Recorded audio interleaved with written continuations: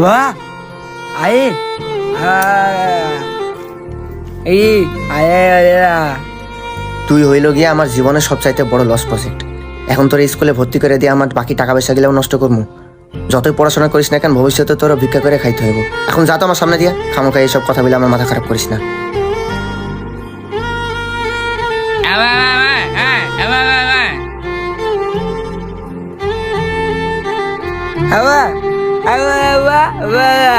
হ্যাঁ বেটা, এটা কি কি কস না কস বুঝা যায় না। এই ওর আঙ্গুল গানে কাটা রে, এই জান তো যা।